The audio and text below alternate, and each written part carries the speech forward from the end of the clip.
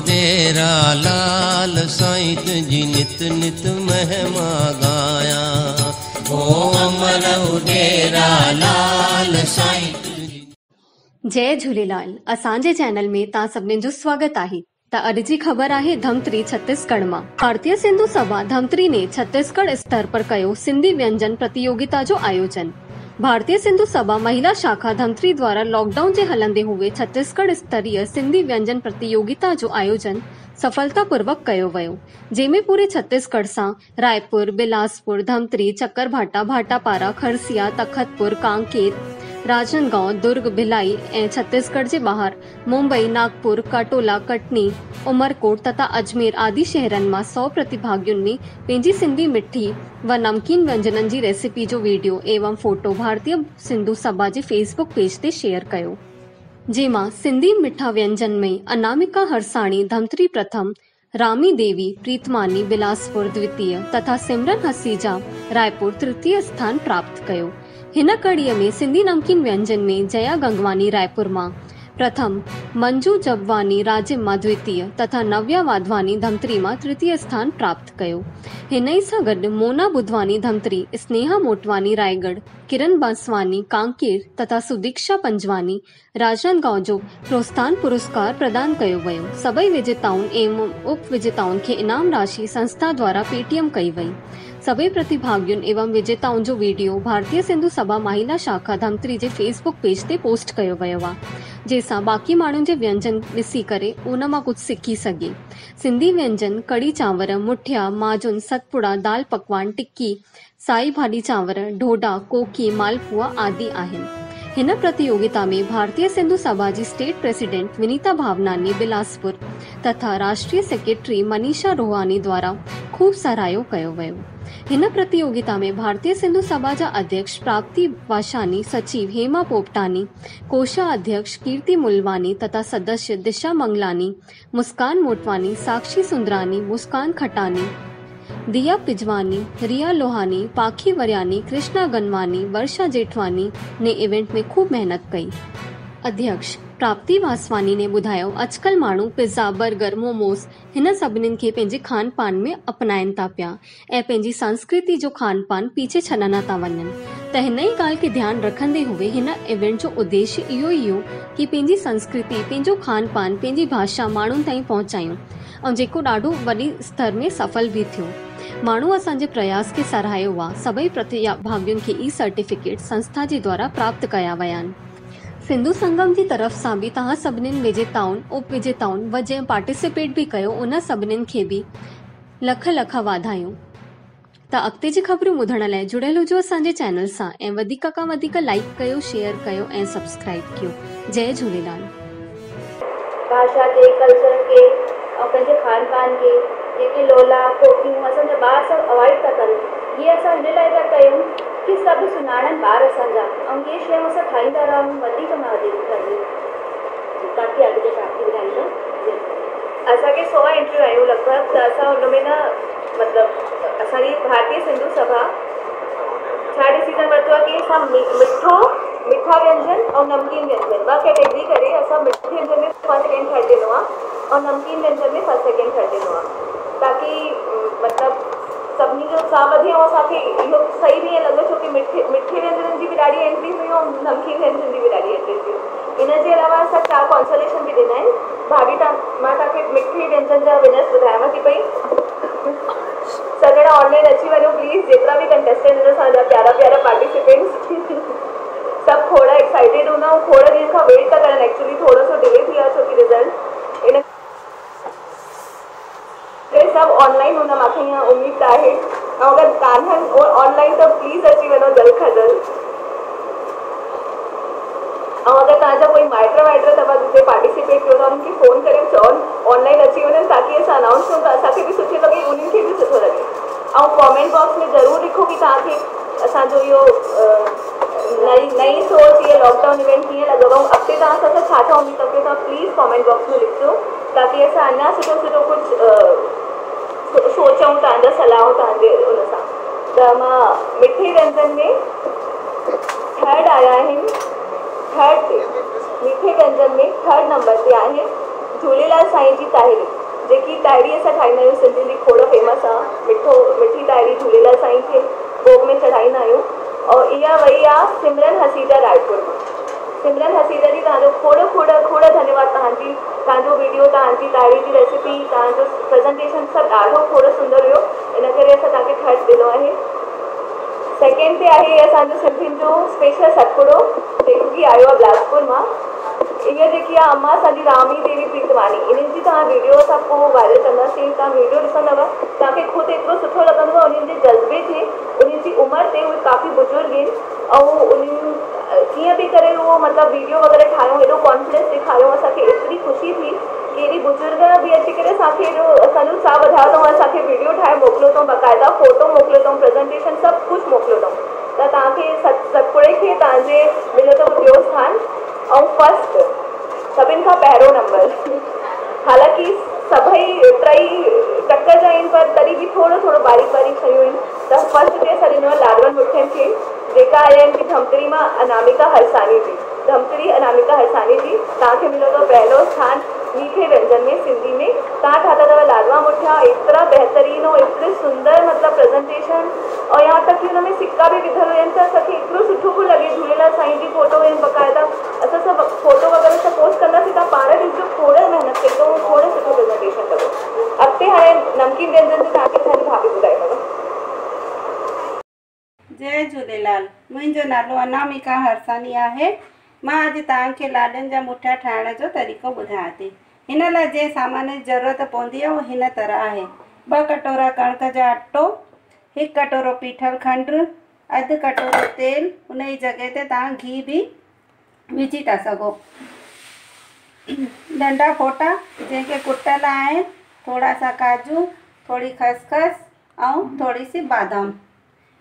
सभिनी खां पहले असांखे हिन 2 अटे में मोअण विझणो आहे। तेल खे थोरो गरम करे विझंदव त वधीक सुठी ॻाल्हि आहे। हाणे हिनखे मिलाइणो आहे।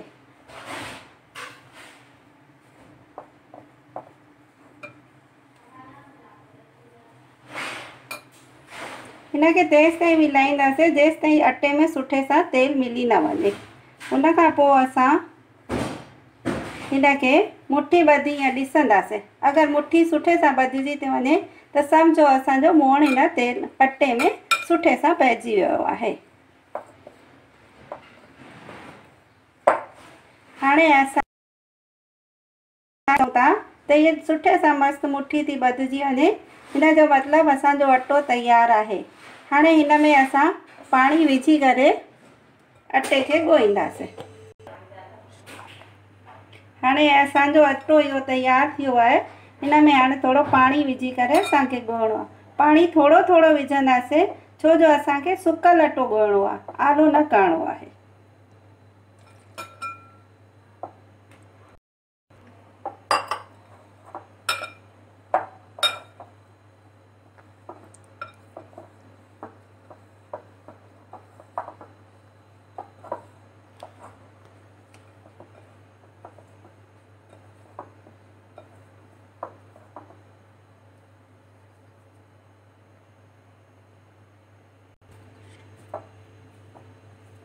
हाणे असांजो अटो इहो तयारु थी वियो आहे।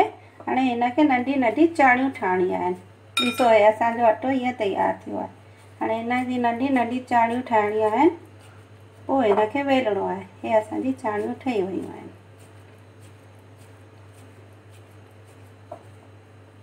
हे ॾिसो हे ठही। हाणे हिनखे वेलणो आहे। वेलण खां पहले असां गैस ते तई रखंदासीं ऐं तेल विझी तेल गरम कंदासीं।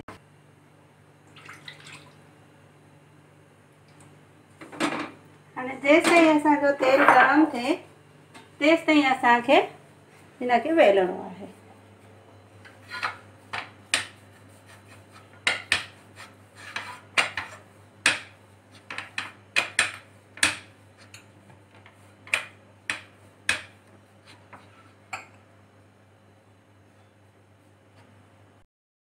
वेलण खां पोइ हिनखे छुरीअ सां असांखे हिनजो कटणो आहे। विच विच में कटण सां छा थींदो आहे कि जेके कटण खां कटण सां न तेल अंदरि हली वेंदो आहे ऐं असांजे सोक बढ़िया बीहंदी आहे। टिकियूं नंढी नंढी टिकियूं जेके असां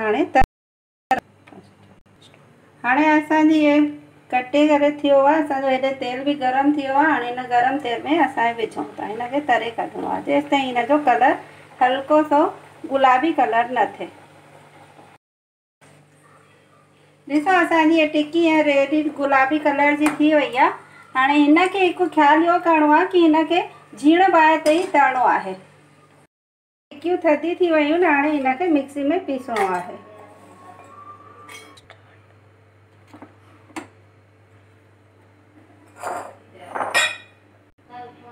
ॾिसो हे पूरो पीसजी वियो आहे, केॾो न सुहिणो कलर आयो आहे। हाणे हिन में असां विझंदासीं कुटल जेके असां नंढा फोटा रखियासीं उहे, काजू, बादाम ऐं पीठल खंड, हिनखे विझी करे पूरो मिलाइणो आहे। पोइ हिन मुठिया ॿधंदासीं। हे हाणे हिनखे मुठियनि खे हीअं ॿधणो आहे। आहे ॿधी करे खसखस लॻाए करे ऐं असांजा मुठिया ईअं तयारु आहिनि। असांजी इहा प्लेट पूरी मुठियनि जी तयारु आहे। अची त सभई मिली करे महिला मंडल वारा मुठिया खाऊं करे। जय झूलेलाल। मुंहिंजो नालो कनक नानकानी आहे। मां 11 साल जी आहियां ऐं मां धमतरी छत्तीसगढ़ मां आहियां। अॼु मां कड़ाह ठाहींदमि।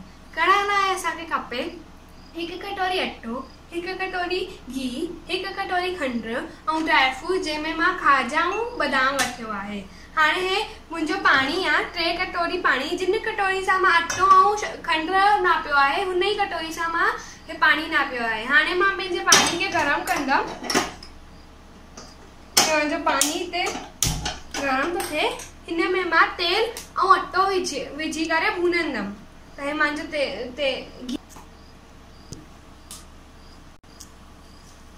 हे मुंहिंजो अटो ऐं घी आहे। हाणे मां हिनखे भुनिया थी।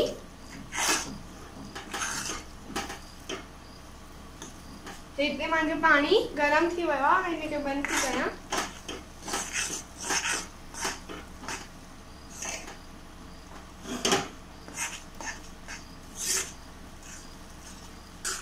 हे असांजो अटो भुनी वियो आहे। हाणे मां हिन में पाणी विझंदमि।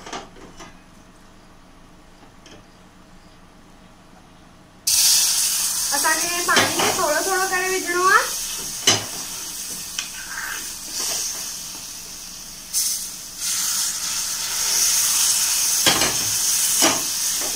असांजो पाणी पूरो विझी वियो आहे।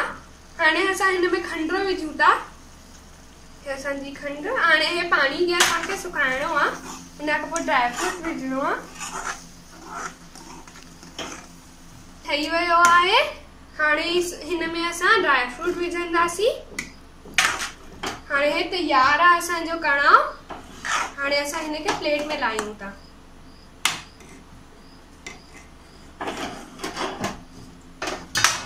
हे असांजो कड़ाह तयार आहे। हाणे असां हिनखे खायूं था। जय झूलेलाल। सुदीक्षा प्रधानी जो अॼु तव्हांखे माजून ठाहिण सेखारींदमि। हिकु ॻाल्हि वॾा चई विया, कपिड़ा पाइण पंहिंजे नाप जा ऐं शइ ठाहिण पूरी माप जी। तव्हां सभिनी खे सभिनी खां पहिरीं जय झूलेलाल।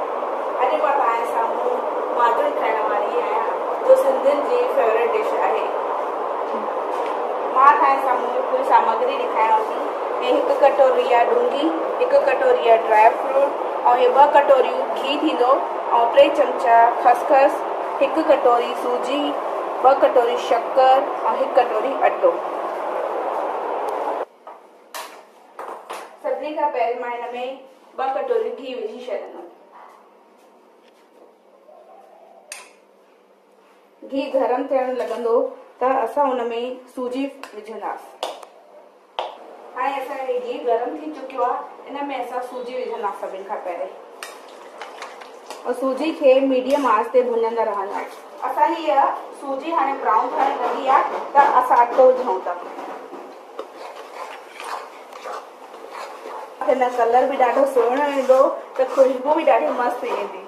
अटो तयार आहे। हाणे हाणे हिन में असां सभु ड्राई फ्रूट नारियल सभु विझी छॾंदासीं।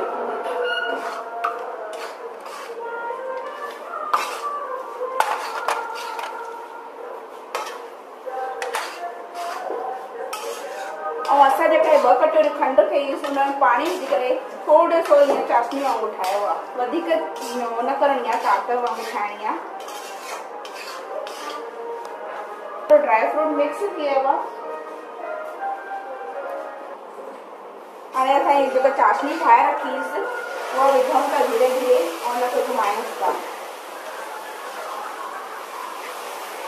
पूरो सुठे सां मिक्स करे छॾिबो जेसि ताईं पूरो मसाले मिक्स न थी वञे।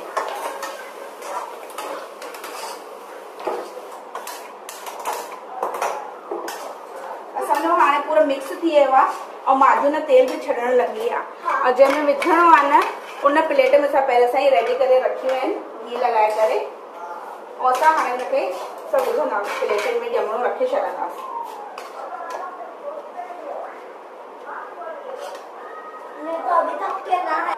असां माजून लाहे करे और थोड़ो सो न ये प्रेस कंदासीं, मथां थोड़ो सुको ड्राई फ्रूट विझी करे और ये थपे छॾंदासीं और असां गरम गरम में न निशान लगाए छॾंदासीं जंहिंखां कि पीस ॾाढा सुठा निकिरंदा आहिनि। असांजी माजून ॼमी करे रेडी थी वई आहे और खाइण लाइ तयार आहे। ॾिसो। जय झूलेलाल, मां सिमरन असीजा तव्हां सभिनी भाउरनि भेनरुनि जो असांजी भेनरुनि जेकी सिंधी व्यंजन प्रतियोगिता आयोजित थी आहे हुन में तहे दिलि सां स्वागत थी कयां ऐं अॼु मां हुन में ताहिरी थी कयां। ताहिरी असां सिंधी सभु ख़ुशीअ जे मौक़े ते ज़रूरु ठाहींदा आहियूं ऐं असांजी इहे झूलण जी ख़ासि प्रिय। अचो त मां ॿुधायांव ताहिरीअ में छा छा सामग्री लॻंदी आहे। 1 कटोरी चांवर जेके मां भिजाए ठाहे रखिया आहिनि, ये गुड़ जेको भिजाए ठाहे छाणे रखियो आहे ऐं 1 कटोरी तेल लॻंदी, ये वॾुफ लॻंदी, खंडु लॻंदी, लूंगी लॻंदी, राख लॻंदी, तव्हांजो मन चाहे त ड्राई फ्रूट विझो ऐं ये थोरो लूणु पवंदो। अगरि घटि वधि थिए त थोरो सो पाणी विझी था सघो। हलो भाउर भेनर, तव्हांजो मुंहिंजे रंधिणे में स्वागत। हलो तेल विझो भेनरूं, तेल जीअं जो सड़े असां गुड़ विझंदासीं, गुड़ जो पाणी विझंदासीं,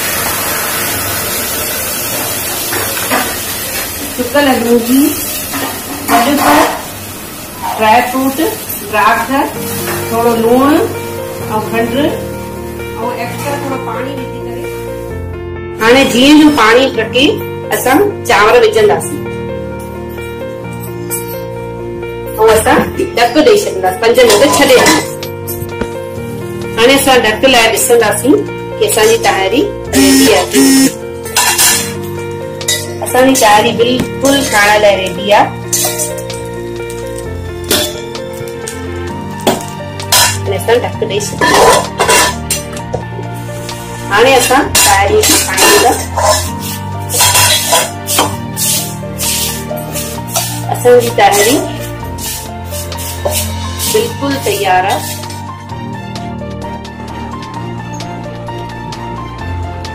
असांजे झूलण जी ताहिरी बिल्कुलु तैयार आहे। असांजे झूलण खे इहो प्रसाद ॾाढो ख़ासि प्रिय आहे। तव्हां बि ठाहियो, ॾाढो खाइण में बि ठाहिण में बि ॾाढो सुठो लॻंदो आहे। इन सां असां खटाइण, साग, मूरी कुझु बि खाई था सघूं। हाणे असां इहो प्रसाद झूलण खे भोग लॻाईंदासीं, उन खां पोइ असां सभई मिली करे भाउर भेनरूं प्रसाद खाईंदासीं। चङो। जय झूलेलाल, मां जया गंगवानी। अॼु मां ठाहियां थी मांजी मनपसंद बेसण जी टिकियूं। जिन लाइ हिन शयूं खपंदियूं। टिकियुनि लाइ खपंदो असांखे बसर, सावा मिर्च, कुटियल अदरक, ॻाढ़ा मिर्च, बेसण, जीरो, लूण, सुका धाणा ऐं हैड, सावा धाणा, खसखस, जीरो फोटो, तेल ऐं भाॼीअ लाइ खपंदो असांखे टमाटो ऐं बसर। पहिरियों असां बेसण था ठाहे वठूं। बेसण लाइ खपंदो 1 कटोरी बेसण, सन्ना कटियल बसर, मां हिन में 3 चमचा विधा बसर, सन्ना कटियल सावा मिर्च, खसखस 1 चमचो, गाढ़ा मिर्च, थोड़ो सो जीरो, तुर हैड कलर लाए, लूण पंहिंजे अनुसार तव्हां विझी था सघो, ऐं थोड़ा सुका सावा धाणा।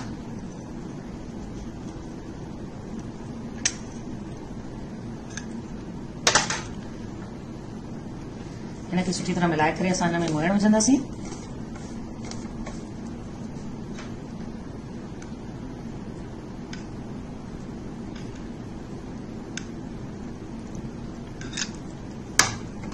इनखे हल्के हथ सां असां मिलाईंदासीं, बिल्कुल ढीले हथ सां, वधीक प्रेशर न ॾींदासीं।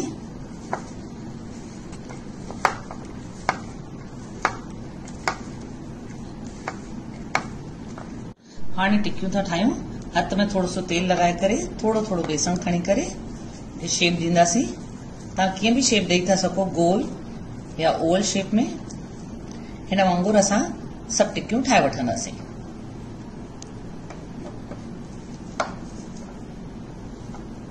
हीअं 1 कप बेसण में असांजी 9 टिक्कियूं तैयार थी वई आहिनि। हाणे असां हिननि खे डीप फ्राई कंदासीं। हाणे तेल गरम थी वियो आहे, असां हिन टिक्कियुनि खे विझंदासीं।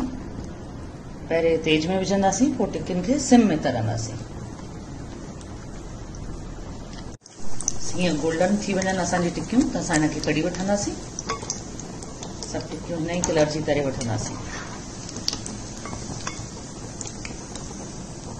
चम्मच हटाने हिन में हाणे असां बसर था विझूं। बसर हल्को सो पिंक कंदासीं, हल्को सो बिल्कुल थोड़ो सो।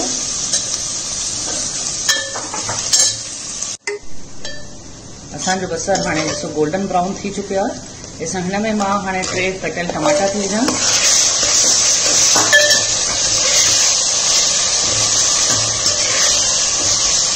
हिन में असां विझंदासीं लूण, बिल्कुल हैड घाणो ताकि भाॼी फिकी न लॻे।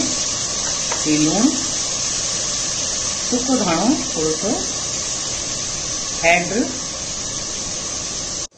मिर्च विझंदासीं और हिन में आखिर में थोड़ी कुटियल अदरक विझंदासीं।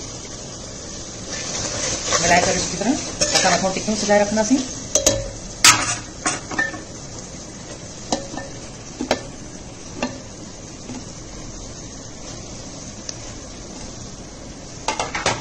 और मथां पानी विझंदासीं थोड़ो सो।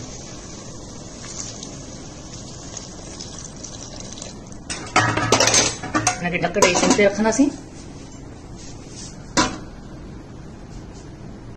भाॼी असांजी तैयार थी चुकी आहे। हाणे असां ॾिसूं था।